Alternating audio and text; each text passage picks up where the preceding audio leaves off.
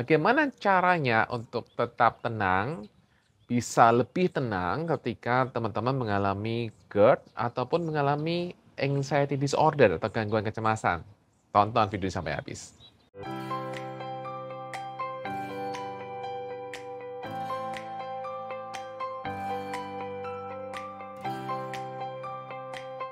Teman-teman yang mengalami GERD dan juga mengalami gangguan kecemasan, sudah pasti merasakan rasa tidak nyaman di tubuh itu benar-benar sangat tidak nyaman sekali. Dari mulai teman-teman baru bangun pagi aja sudah mulai mikir-mikir sensasinya, sudah mulai mikir nanti kamu enggak, sudah mulai checking-checking badan gitu karena biasanya teman-teman mengalami rasa tidak nyaman di tubuh. Dan itu mungkin terus berlanjut sampai siang, sampai kemudian sore, dan kemudian malam. Dan dalam perjalanan itu teman-teman banyak sekali pikiran-pikiran karena teman-teman mengalami gangguan kecemasan, merasa semakin cemas dan membuat teman-teman jadi lambungnya juga semakin bermasalah. Sudah minum obat banyak, sudah minum obat yang mahal-mahal, Nexium, dan sejenisnya, di atas itu juga ada, tapi ya juga belum beres-beres. Teman-teman jadi kebingungan, kenapa sih kok belum beres-beres dengan semua ini? Teman-teman, banyak kok teman-teman yang mengalami hal ini, teman-teman mengalami kecemasan, teman-teman juga mengalami gangguan lambung, dan sudah minum obat juga dari dokter, tapi belum bisa beres-beres. Itu karena apa? Karena kita belum bisa menyikapi dengan tenang ketika sensasi itu hadir. Karena kita masih belum bisa memanage diri kita sendiri ketika sensasi fisik itu hadir. Dan memang sekali lagi sensasi fisik itu tidak nyaman dan tidak enak, ya kan?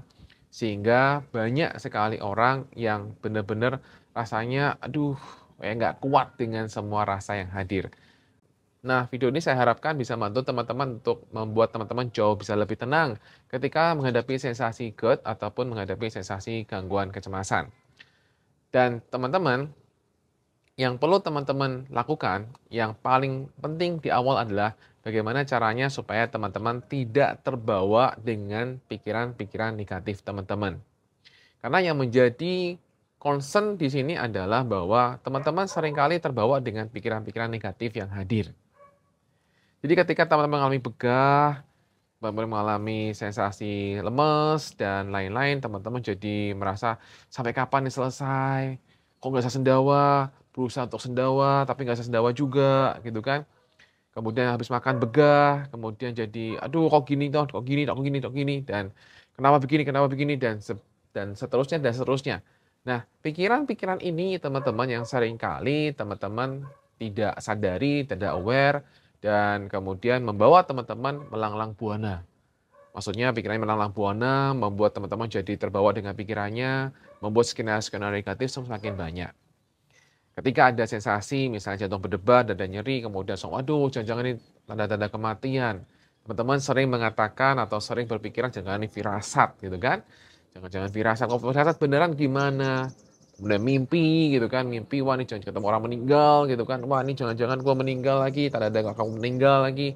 Nah, itu adalah semua sebenarnya pikiran-pikiran teman-teman yang membuat teman-teman jadinya semakin cemas dan membuat lambungnya itu juga terus bermasalah. Ya, sehingga yang perlu teman-teman lakukan adalah sekali lagi bagaimana teman-teman tidak terbawa dengan pikiran-pikiran yang negatif tadi. Nah, bagaimana solusinya untuk mengatasi pikiran-pikiran itu? Yang perlu teman-teman lakukan adalah dengan cara ketika ada pikiran-pikiran itu hadir, teman-teman bisa katakan seperti ini, mungkin, mungkin tidak. Nah, seperti itu. Ya. Jadi, misalnya teman-teman ada pikiran bahwa mau ke luar gitu ya, teman-teman mau keluar rumah. Mau ke rumah jauh gitu ya misalnya dan teman-teman rasa, "Aduh nih kalau ke rumah gimana?" Nah di situ teman-teman katakan, "Mungkin, mungkin tidak." Nah gitu. Nah itu akan sangat membantu atau misalnya teman-teman perlu ke tol gitu ya, perlu ke tol dan teman-teman khawatir, "Waduh biasanya aku ke tol tuh kumat nih, gimana nih kalau kumat lagi?" Nah disitulah teman-teman katakan langsung, "Mungkin, mungkin tidak." Cara ini sangat membantu teman-teman untuk membuat teman-teman tidak terbawa dengan pikiran-pikirannya. Silahkan saja dipraktekkan teman-teman, pasti akan ada hasil yang signifikan. Saya percaya pasti ada hasilnya. Dan kalau teman-teman mau cara lebih baik lagi, saya juga ada online course-nya. Online course mengatasi teror pikiran negatif. Ada di deskripsi, bagian deskripsi. Itu juga adalah cara-cara mengatasi pikiran-pikiran negatif yang hadir.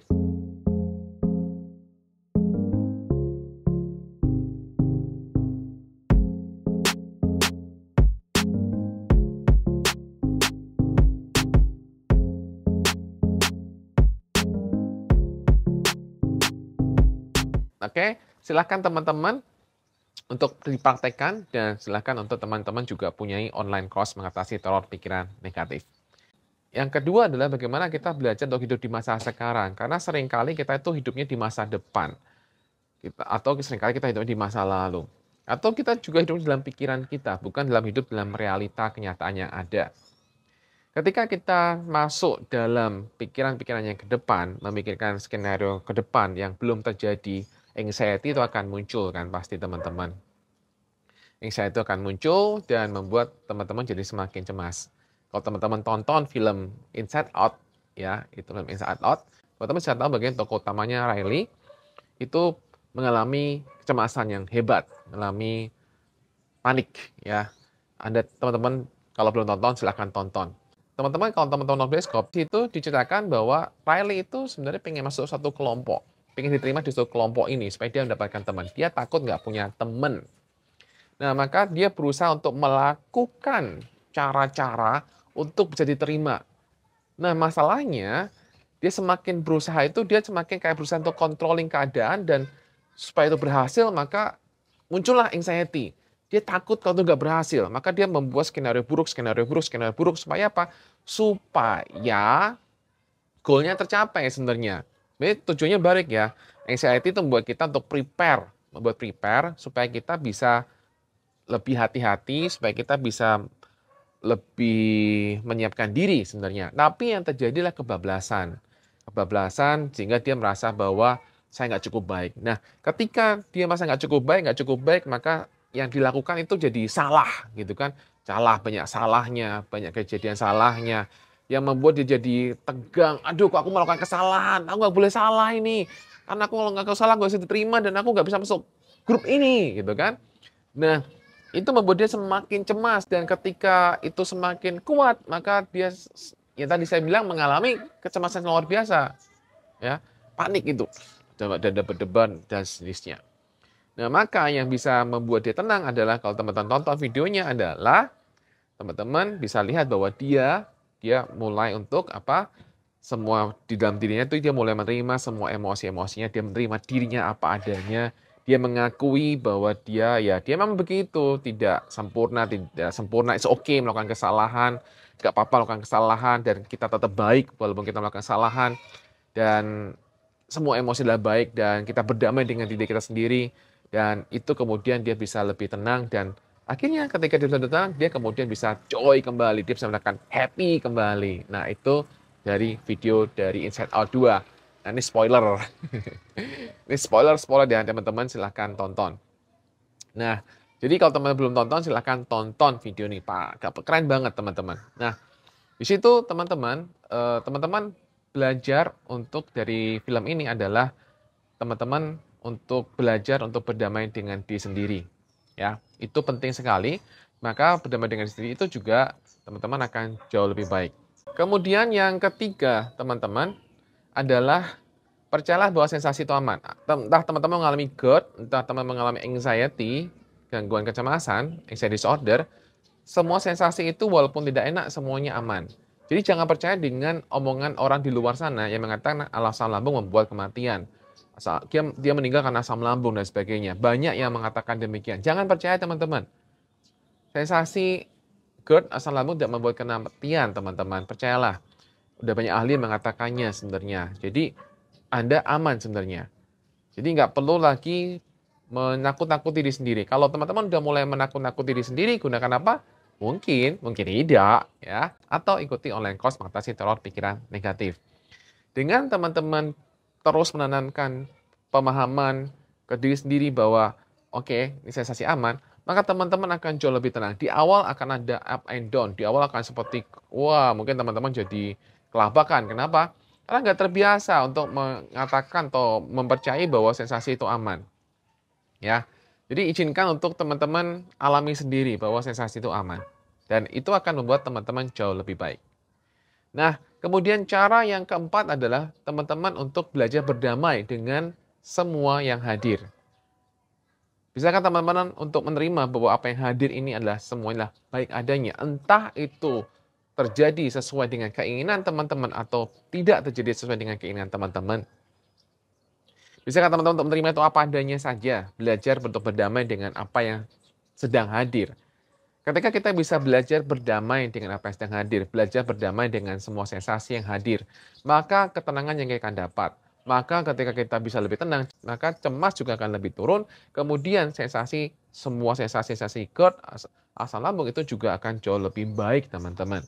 Dan itu sudah saya buktikan teman-teman dari orang-orang yang melakukan terapi di tempat saya, hipnoterapi Harapan Indah, banyak yang kemudian mengalami perubahan ya karena apa? Karena mereka bisa mulai memaintain pikirannya. Mereka bisa mulai memaintain pikirannya, bisa mengatasi pikirannya, mereka nggak terbawa terhanyut dengan pikirannya, dan kemudian secara bertahap semuanya membaik. Tentu perlu proses dalam hal ini. Dan ketika teman-teman melakukannya dengan konsisten dan terus melakukannya dan terus berlatih, teman-teman melatih otot mental teman-teman untuk lebih baik, maka hasilnya akan lebih bagus. Dan tips yang lain juga adalah teman-teman, masalah itu dihadapi, bukan lari. Jadi ini adalah kesempatan bagi teman-teman membuktikan bahwa teman-teman lebih besar dari masalah. Ada suatu teori psikologi atau suatu aliran filsafat setahu saya yang mengatakan bahwa manusia itu sebenarnya kita akan tahu seperti apa dia sebenarnya ketika dia ditekan. Ketika dia benar-benar ditekan menghadapi suatu kondisi yang sangat tertekan, maka dia akan menunjukkan sikap aslinya. Apakah akan terus berusaha, ataukah kemudian akan terus mengasihani diri.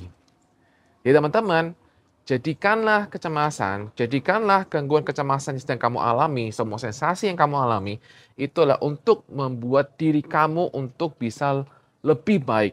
Bukan membuat diri kamu semakin drop, teman-teman. Ya, izinkan teman-teman untuk kamu tuh melatih diri kamu untuk saya bangun, untuk saya bangkit dan bukan terus saya mengasihani diri saya sendiri dengan meratapi nasib. Kenapa, kenapa, dan kenapa.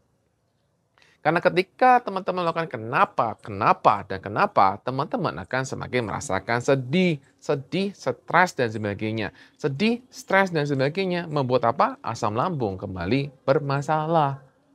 Iya kan? Nah, mau sampai kapan teman-teman mau pulih kalau teman-teman terus meratapi nasib? Padahal meratapi nasib itu tidak membuat Anda keluar dari masalah. Meratapi nasib membuat teman-teman akhirnya semakin sedih tadi. Oke? Jadi teman-teman jadikan sekarang adalah tekanan-tekanan hidup yang teman-teman alami karena mengalami gangguan kecemasan untuk teman-teman sekali lagi naik. Lihatlah diri Anda diuji, lihatlah diri Anda sekarang sedang dalam proses untuk lebih naik, lebih tinggi lagi, mendapatkan sesuatu yang jauh lebih hebat lagi, teman-teman. Mungkin sekarang teman-teman nggak tahu itu apa, mungkin sekarang teman-teman merasa bahwa apaan tuh nggak ada lah, gampang ngomongnya gitu kan. Padahal teman-teman tahu nggak, teman-teman yang sudah melewati semua ini, yang sudah banyak sembuh dari GERD anxiety, mereka justru merasakan apa? Merasakan bersyukur karena pernah mengalami GERD anxiety, membuat mereka semakin tahu bagaimana bisa untuk lebih menikmati hidup ini dengan jauh lebih baik. Oke teman-teman, tetap semangat ya. Inilah tips yang bisa teman-teman bisa juga pakai. Jadikan ini masalah sebagai teman-teman untuk naik lebih tinggi. Jadi teman-teman, silahkan teman-teman lakukan cara-cara yang sudah saya bahas di sini. Dan saya percaya teman-teman akan lebih baik ketika teman-teman mempraktekkan apa yang saya bahas di sini. Semoga apa yang saya bahas di sini bisa bermanfaat bagi teman-teman semuanya untuk jauh lebih baik. Oke? Salam bye-bye cemas.